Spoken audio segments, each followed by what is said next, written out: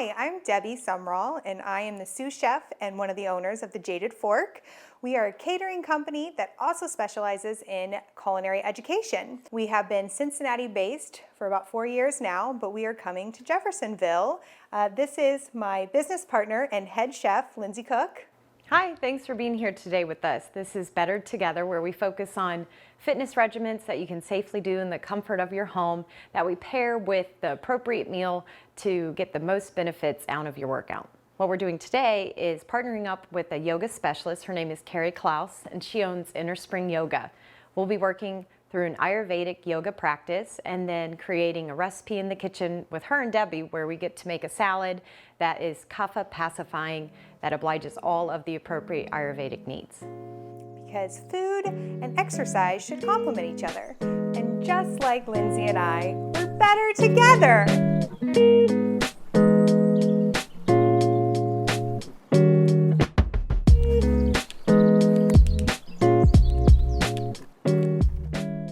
This is Lindsay and Debbie, and we've invited Carrie Klaus with Inner Springs Yoga to come into our home today to teach us a nice yoga practice that we can do this winter. Carrie, do you want to tell us a little bit about what you've chosen for us today? I sure do. So today we're going to work on what we call a kapha pacifying practice. So in Ayurveda, we consider the winter and early spring to be kapha season, which means that it has the qualities of being kind of dense and heavy and cold and in some ways moist if you think about snow. And so our yoga practice that we're going to do together is going to help to kind of pacify those qualities and bring a more sense of kind of lightness and clarity into our experience. That's awesome. We're looking forward to it.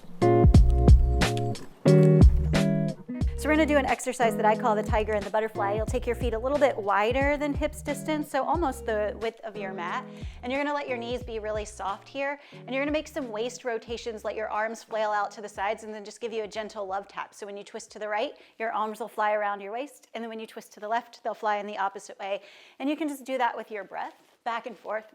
And just start to notice that sort of airy quality that you're creating in your experience as you twist back and forth.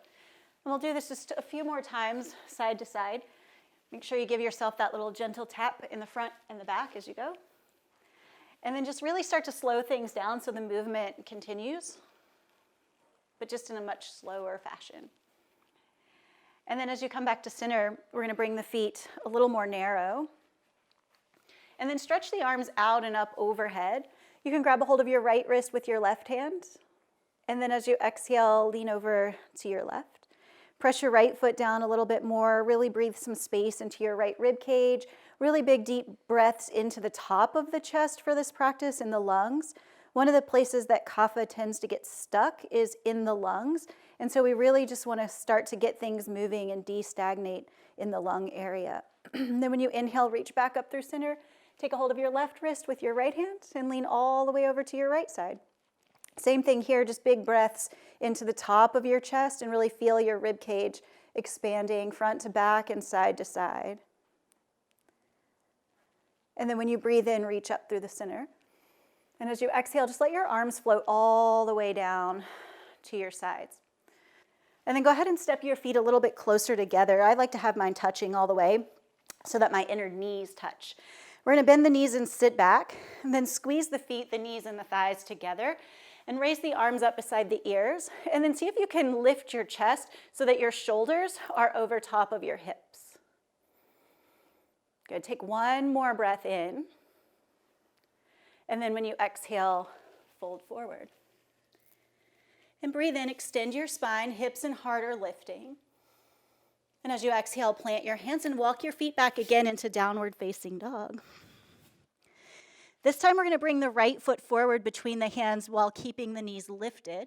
So looking at the hands, step the right foot forward. We'll keep the back heel lifted, and then as you inhale, lift your torso up into a runner's lunge. Arms reach up beside the ears. And take a slow breath out, trying to breathe through your nose. Another breath in. And then when you exhale, frame your foot. This time as you inhale, the right foot's going to go back to meet the left in downward facing dog. And breathe out. Then look to your hands. Bring the left foot between the hands. Keep the right heel lifted, and then lift the torso. Reach the arms up, and breathe out through your nose. Another breath in, and then exhale to fold. Inhale, left foot's gonna go back to meet the right. And then as you exhale, lower your knees down to your mat. And then from your hands and knees, lift your tailbone and lift your chest. Let your belly drop towards the floor. We call this the cow pose. And then as you exhale, you're just gonna rock your shoulders forward, bend your elbows straight back, keep your hips lifted, but lower your chest and your chin. So you're like a little inchworm. And then when you inhale, slide forward onto your belly and lift your chest. And then lower all the way down. And then press up to your hands and knees. And then we're just gonna bring the knees together, swing your feet to the left, sit back, and come all the way around to reclining on your back. So you wanna be in about the center of your mat. So when you lie down, you have space behind you. And then once you're lying down on your back, keep your knees bent and the soles of your feet on your mat. And take your hands down to your sides. I like to grab a hold of the edges of the mat, just like I'm taking a big handful of the mat in each hand. And then pull your mat from side to side like you're trying to rip it in half. And as you pull from side to side, lift your chest and feel your upper arms roll underneath of you. And then press your feet down and lift your hips up. Breathe in. And breathe out. Another slow breath in. And out. And inhale. And then as you exhale, lower all the way down. Bring your right knee all the way up to your chest. And then stretch your left leg forward on your mat. And you're just gonna hold onto your right knee with your left hand and let your right hand fall down to your side. And then roll all the way over onto your left side. Bring your right knee down to the floor, sorry. And then as you inhale, untwist and reach your chest towards the ceiling. Take one more breath in and out. And then when you inhale, roll to your left side again. And when you exhale, roll onto your back. We'll place both feet down. Shift the hips back into the center. Bring the left knee to the chest. Stretch the right leg forward. And then hold the left knee with the right hand and roll all the way over to your right side. And then as you inhale, start to turn your chest towards the ceiling. If you have room, the left arm can reach all the way over to the left, or you can bend the elbow like a cactus. And then as you inhale, roll again to your right. And exhale to roll onto your back. And then once you're on your back, just bring both feet to the floor, shift your hips and your shoulders back into the center of your mat. Hug both knees towards your chest. You can squeeze them in close and rock a little bit from side to side, and then lift your forehead towards your knees and press your low back towards the mat. And then take a breath in and stretch out long, arms overhead, feet to the end like you just woke up in the morning.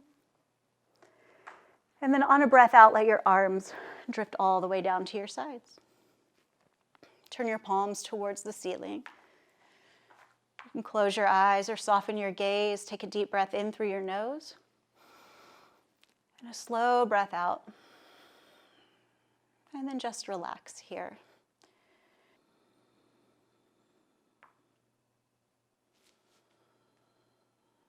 And then begin to move the fingers and the toes. Make some circular movements with your wrists and your ankles. And stretch yourself long again, arms overhead, feet to the end of the mat like you just woke up. Maybe even arch your back away from the floor, stretch the front side of your body. And then bring both knees to your chest. And roll all the way over to your right side.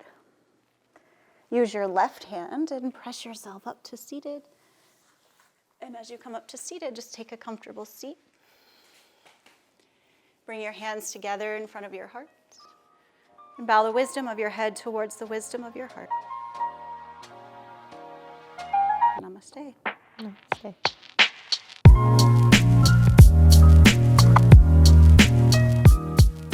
Yeah, I like exercising at home. I know that it's been kind of a different time for us, so being able to modify things that you teach in a studio into a home version is probably pretty challenging, but I feel like you did a great job showing us what was appropriate and how to work within our space.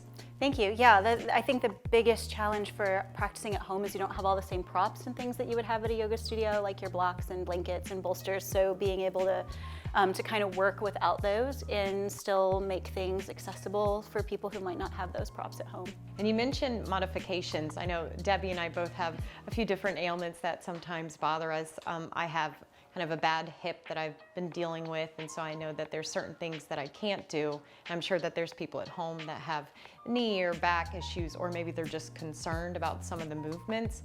So what are some of the benefits of yoga to speak to some of those ailments? Right, so first it's always best to check with a skilled teacher first and kind of make sure what poses would be contraindicated or what would be safe for your body to do.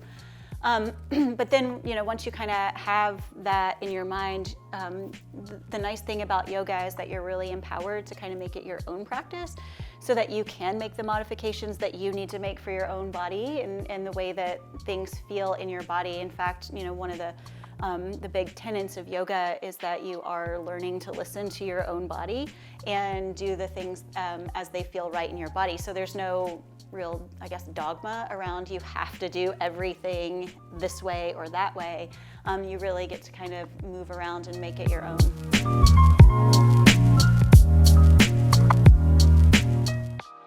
So we're back in the kitchen with Carrie and Debbie, and we're going to be preparing a lovely salad that's going to be kapha pacifying.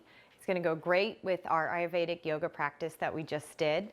Debbie's going to start off by getting some of our roasted vegetables trimmed up and ready to go in the oven. Great, thank you. So we're going to start with our Brussels sprouts. These are a great nutritious item to add to your meal. We're going to go ahead and trim them and get them ready for the oven. In your Brussels sprouts, you'll always see that there'll all be different kinds size-wise, and you want to make sure that when you're roasting items that you get everything about the same size so that it cooks evenly in the oven. So the first thing we're going to do is trim off the ends, and the bigger ones we will cut in half, throw them in our bowl that we will season and oil them with. The smaller ones, we're just going to go ahead and trim off the ends and throw those in whole. And then once you get those trimmed up and in your bowl, we will add the squash into the same bowl because we're going to roast and season them all the same. So I've got butternut squash here pre-prepped. When you get a whole butternut squash, you'll see that it has a long cylinder and then a round bulbous part at the bottom. And what you want to do with those first is kind of split those in half so that you can work with the two different parts. They're different because the bulb actually holds all of the seeds and membrane on the inside. And then your remaining part of your butternut squash is just complete meat of the squash. After you have them, you want to set them on a flat surface, so you would trim off your end, and then you're just going to work your knife down the side so that you can get rid of that peel. You're welcome to use a knife if you're comfortable with your chef or paring knife, but you can also use a vegetable peeler for this part. Sometimes it's a little bit easier though just to use a chef knife. Make sure that you're holding your knife correctly by pinching the back of the blade with your pointer finger and your thumb, and then wrapping the rest of your fingers around the handle so that you have a nice solid safe grip on your knife. And then as you can see with my guiding hand, I've been curling back my fingertips to make sure that I don't lob off those fingertips. With our butternut squash, once we've got it nice and peeled, we're going to cut it in half lengthwise. And then what we'll do with these halves is we'll cut them each in half to make quarters. And what that's going to do is give us a little bit smaller chunks that we can further dice up. And this is going to be a little bit more comparable to the shape and size of the Brussels sprouts that Miss Debbie has been working on over there. So again, everything can kind of cook evenly and more consistently all together on one pan. This way you can use less dishes and just have one pan in your oven with all your vegetables on them. So Debbie, I'll add these to the bowl, and then if you want to start on your seasonings and tell us what you've got there. We're using almond oil today. It's a high heat almond oil. It's not going to add any flavoring to our vegetables, so it's going to really let the natural flavors of our roasted vegetables as well as our seasoning really stand out on these. So the 4 seasonings that we are going to use today, we have some kosher salt, we have cayenne pepper, paprika, and cumin. All three of these seasonings are very high in antioxidants, which is good for us. They're also natural inflammation reducers, which goes great with yoga and the workout that we did previously, so kind of help calm the insides of our bodies as well. Cumin is going to add a very earthy flavor. Our paprika is a sweet heat. Our cayenne is the pungent heat. That's the real flavor. We're going to start with about 1/8 of a teaspoon. If you like heat, you can always add more. And then salt, about 1/4 of a teaspoon to start with. You can always add salt later on, but you definitely don't want to oversalt your food, especially during the winter when you're stuck inside, you're not outside in the sun moving as much. Carrie, what kind of spices do you like to use when you're working with your recipes in the kitchen? Yeah, so Ayurvedically speaking, it kind of just depends on which dosha you're trying to pacify. But like Debbie pointed out, you used a lot of pungents on these vegetables. And for pacifying kapha dosha, pungent is one of the main spices that you want to use. The cayenne pepper is perfect in there. I'm not primarily kapha dosha myself, so I'm actually pitta dosha, which is the dosha of fire and water. So I only use pungents very sparingly in my own like personal cooking because I don't need any extra heat. I've got a lot of it already. But I think for the kapha pacifying and for the winter time, you want to build that heat. Nice. Well, thank you. We look forward to trying these out with all those wonderful flavors. So we'll go ahead and get these in the oven. We preheat our oven to 350, and we're going to set those in again to cook them until they're tender, fork or knife tender, where if you've stuck a fork or knife in them, they would come out pretty clean. You're also going to see a lot of nice golden brown color on these. Thanks, Debbie.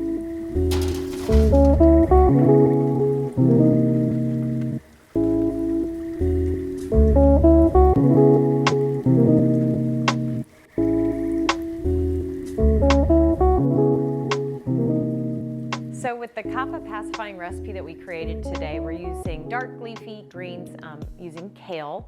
You can certainly substitute it for spinach or Swiss chard. Mustard greens, dandelion greens are also really fun, light and flavorful dark greens.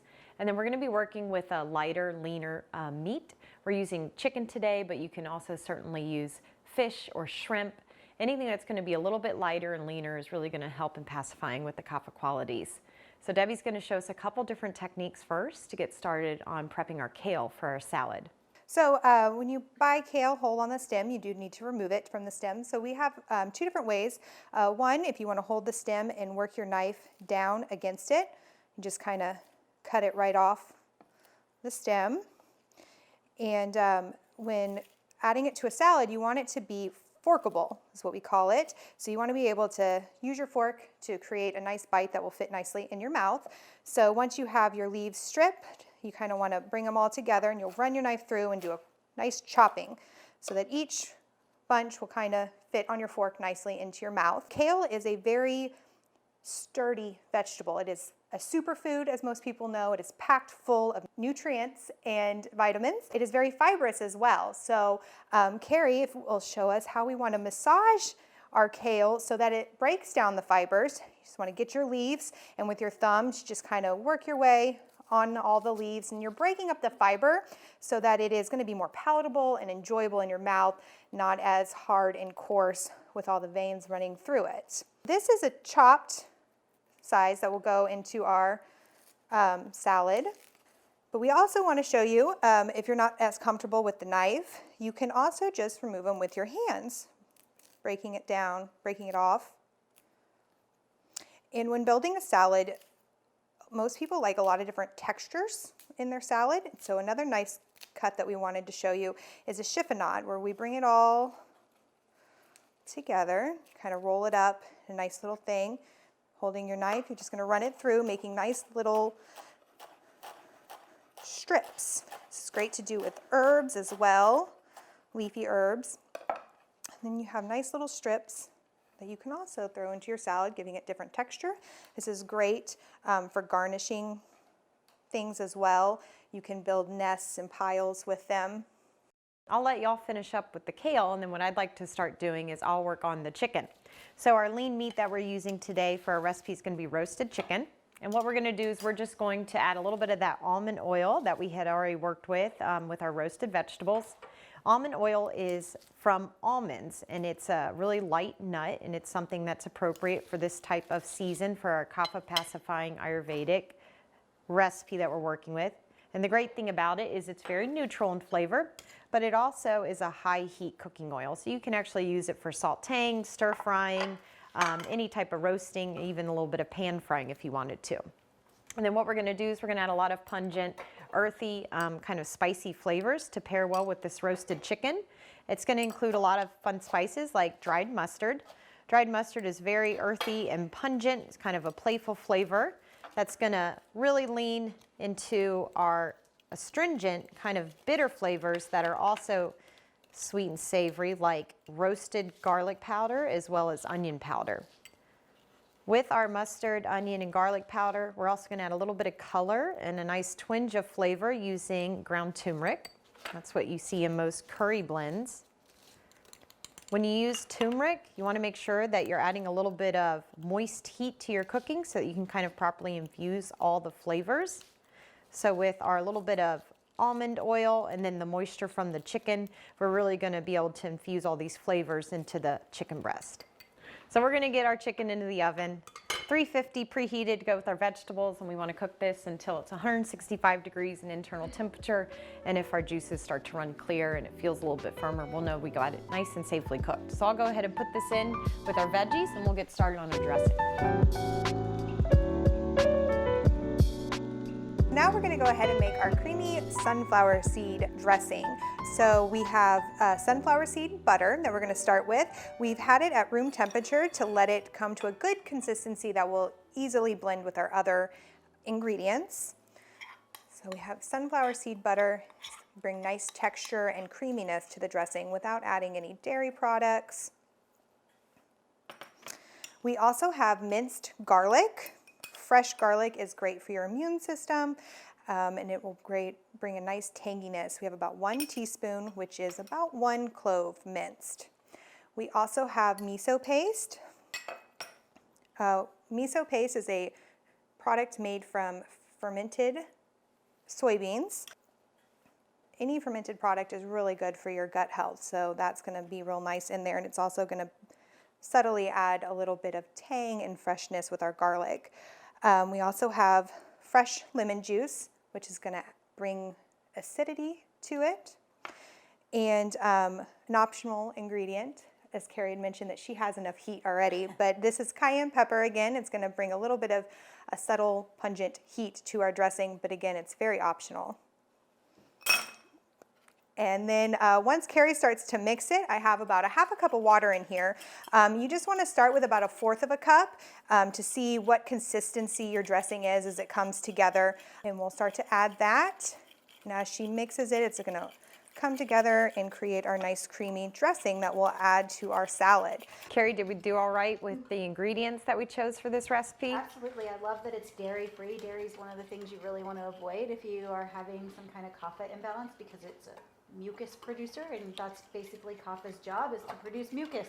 So you want to leave out all of the dairy from your meals when you're dealing with kapha. So I love that you use the sunflower seed butter instead. And if you don't have sunflower seed butter at home, you can use sunflower seeds in a high-powered blender and just add water to it as you mix it, and it will create your own sunflower seed butter.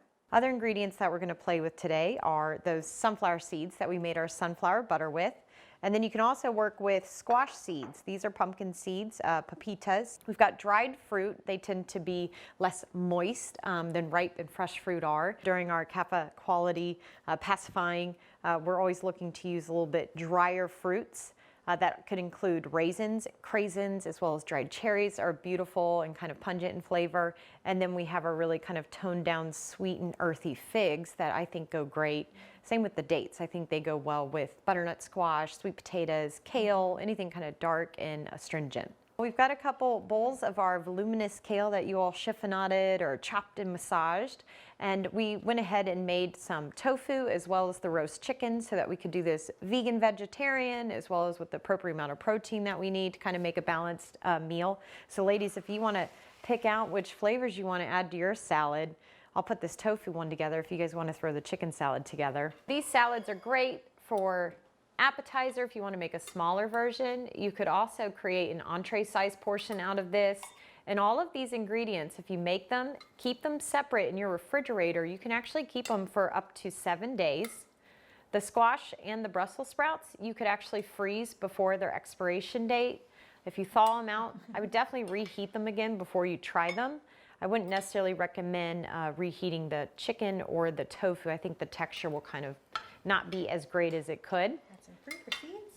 And then I like adding raisins. I'm a big fan of that flavor with sunflower seeds as well as the pepitas. And then I also really enjoy figs. They go great with any of the citrus, especially the orange or lemon juice that we have that you could put in the dressing. So I'm just going to kind of douse mine with oil. I'm going to stay away from that dressing today because I want to look forward to all these other flavors. But you all are always welcome to drizzle your dressings on your salad. If you're looking to kind of be a little more health conscious, you can keep it on the side and then dip each bite so you use a little bit less. This is a great chopped salad that you could do where you throw everything in a container with the Tupperware lid, shake it around, and really evenly coat that salad greens with all those creamy dressing ingredients. Well, Carrie, thanks for joining us today. I'll get you set up with some silverware, and we can go ahead and enjoy our kappa pacifying salads that we made today. Thanks for coming.